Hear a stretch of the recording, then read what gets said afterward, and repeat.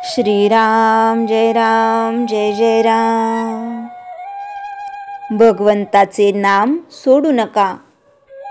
संकल्प ही फार मोठी शक्ती आहे।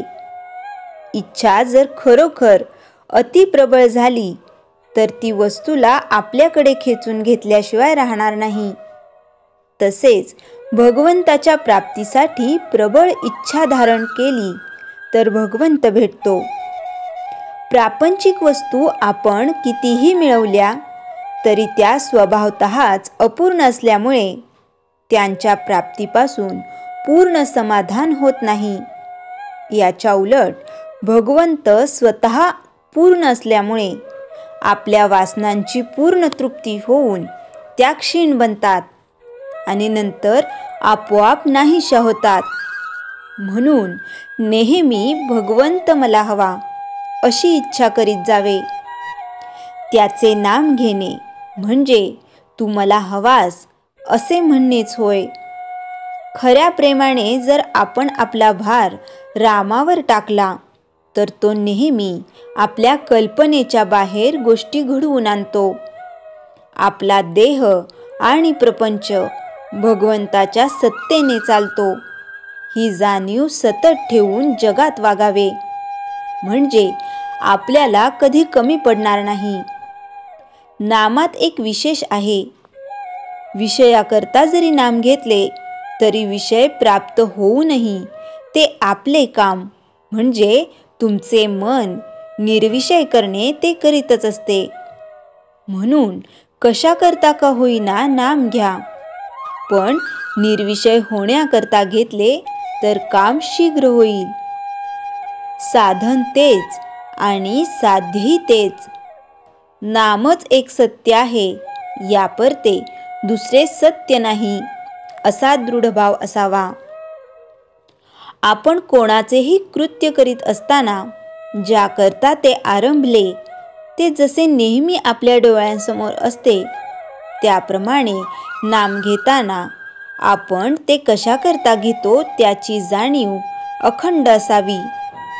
ही जाणीव अखंड ठेवणे, मी भगवंताचा आहे हे जाणणे, याचे नाव अनुसंधान। वास्तविक आपण भगवंताचेच आहोत, पण भ्रमाने मला मी विषयाचा आहे असे वाटू लागले। संत तू विषयाचा नाहीस, भगवंताचा आहेस असे सांगतात। हीच संतांची खरी कामगिरी आणि याकरता ते नाम सांगतात। नाम घेणे म्हणजे मी विषयाचा नाही भगवंताचा आहे असे मनाला सांगणे। मनात तशी जाणीव उत्पन्न करणे आणि ही जाणीव टिकवण्याकरता पुन्हा पुन्हा मनाला तेच सांगणे म्हणजे तेच नाम सतत घेणे। भगवंत खरोखरच मनापासून ज्याला हवा आहे त्याचे काम झालेच पाहिजे। आपल्याला जगातला मान, लौकिक, पैसा, विषय इत्यादी काही नको असे वाटते का? तसे नसेल तर भगवंत मला हवा आहे असे नुसते तोंडाने म्हणणे बरोबर नाही। ज्याला भगवंताचे प्रेम जोडायचे असेल त्याने जगाचा नाद सोडायला पाहिजे। जगाच्या मागे लागलात तर आपले साधन बुडवून बसाल। तुम्ही सतत भगवंताचे नाम घ्यावे आणि मनापासून भगवंताला आळवावे। तुम्ही कितीही पतित असला तरी पावन होऊन जाल हा माझा तुम्हाला आशीर्वाद आहे। श्रीराम जय जय राम। चैतन्यवाणी। जो जो संकल्प उठेल तो राम स्मरणयुक्त असला पाहिजे। श्रीराम जय जय राम। श्रीमणाचे श्लोक 62 निरूपण। निजध्यास तो सर्व तुटो निगेला, बळे अंतरी शोक संताप ठेला, सुखानंद आनंद भेदे बुडाला, मनी निश्चयो सर्व खेदे उडाला। समर्थ हा श्लोक साधकासाठी देत आहेत। साधकाला मी कोण, देव कोण या सर्व प्रश्नांची उत्तरे मिळालेली असतात. त्याचा निजध्यासाचा अभ्यास चालू असतो. ज्ञान झालेले असले, साधना चालू असली तरी त्याला काही संशय येत असतात. ते निदिध्यासाने दूर होतात. अशा वेळेस जर त्याने वाद घातला तर त्याचे लक्ष अभ्यासातून उठते. निजध्यासात खंड पडतो, पण तेच त्याच्या शोक संतापाचे कारण ठरते. साधकाने आपण अमर, अक्रिय, असंग, साक्षी, सच्चिदानंद रूप आहोत असा विचारांचा प्रवाह मनात ठेवणे व तो स्थिर करणे याला निजध्यास म्हणतात. पण साधक जेव्हा वादविवाद पडतो तेव्हा निजध्यासात खंड पडतो. वाद जेव्हा सुरू होतो वेगवेगळ्या वृत्ती उठू लागतात. अभ्यासाने कमी झालेली देहबुद्धी वाढू लागते. अभिमान वाढू लागतो. काम, क्रोध, मद, मत्सर असे षड्रिपू वाढू लागतात आणि शोक, संताप वाढतो. त्यामुळे आनंदघन आत्म्याशी तादात्म्य पावणारा साधक साधन मार्गापासून दूर जातो. त्याचे अधःपतन होते. त्याचा निश्चय डळमळतो. आनंदसागरात विहार करणारा हा साधक दुःखात लोटला जातो. जय जय रघुवीर समर्थ. श्रीराम जय राम जय जय राम. अनुभव भाग 4. आणि एकाएकी एक अत्यंत प्रखर, डोळे दिपून जातील असा आगीचा लोळ तिथे येऊन कोसळतो. त्यातून सहस्त्र रश्मीला लाजवेल असे तेजपुंज, तेजस्वी, सुवर्णकांती, प्रसन्न चेहऱ्याचे असे श्री महाराज दिसू लागतात.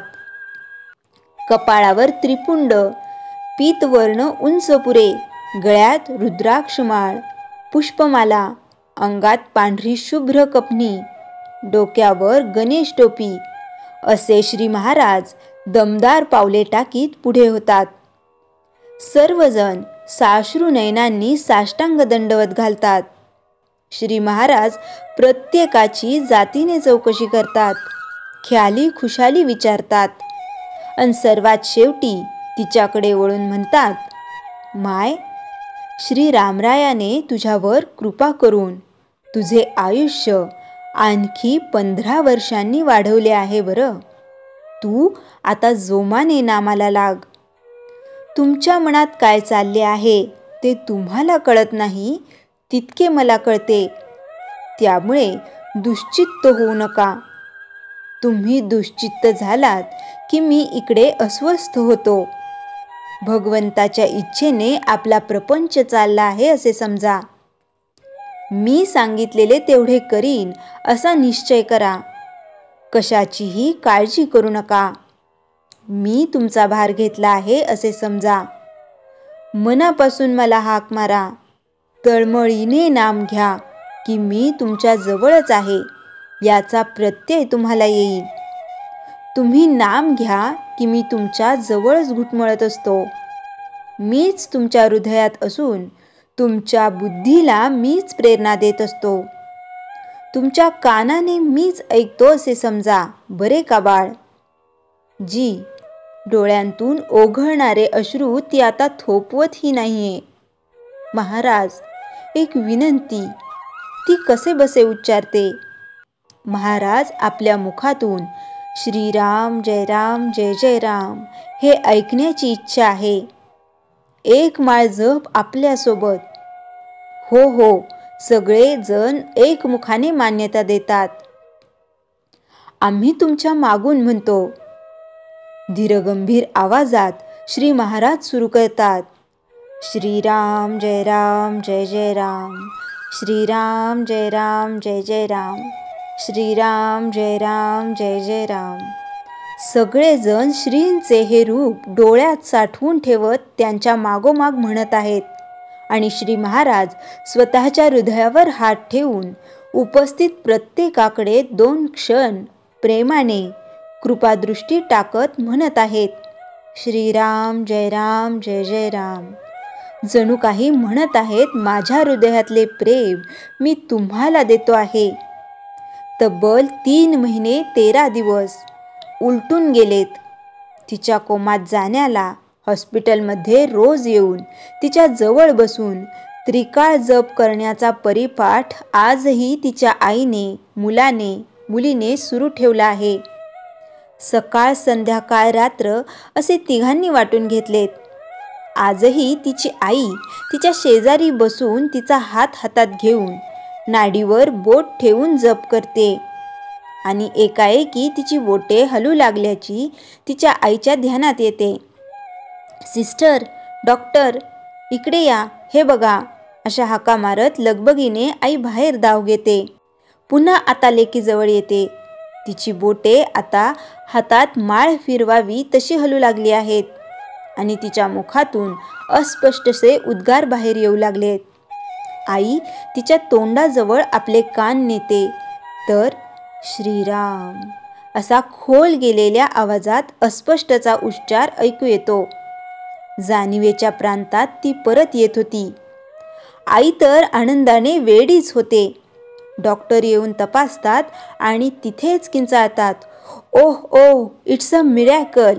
तिच्या आईला खांद्याला धरून गदागदा हलवत म्हणत आहेत, आई, तुमच्या पेशंट आज कोमातून बाहेर येतोय. त्यांच्या मुलाला कळवा. डॉक्टर स्वतः आनंदाच्या घाईघाईने हॉस्पिटलमध्ये सर्वांना कळवायला निघतात. ती परत आली, पण आता भरपूर नाम घ्यायचे आणि हे उर्वरित आयुष्य नामाला वाहून घ्यायचे हा निश्चय करूनच. श्रींनी दिलेले 15 वर्षाचे बोनस आयुष्य ती आता प्रपंचाच्या इतर भानगडीमध्ये वाया घालवणार नव्हती. कारण त्यातले काहीही बरोबर येणार नव्हते. फक्त नामच बरोबर येते याची तिला खात्री पटली होती. एव्हाना ICU मधील 4 नंबर बेडवरचा कोमातला पेशंट 3.5 महिन्यांनी शुद्धीवर येतोय ही बातमी अख्ख्या हॉस्पिटलभर पसरली होती. संकलन मिलिंद दीक्षित. श्रीराम जय राम जय जय राम. जयाच्या जनी जन्मनामार्थ झाला, जयाने सदा वासनामात केला. जयाच्या मुखी सर्वदा नाम कीर्ती, नमस्कार तया ब्रह्मचैतन्य मूर्ती. श्रीराम जय राम जय जय राम. जानकी जीवन स्मरण जय जय राम.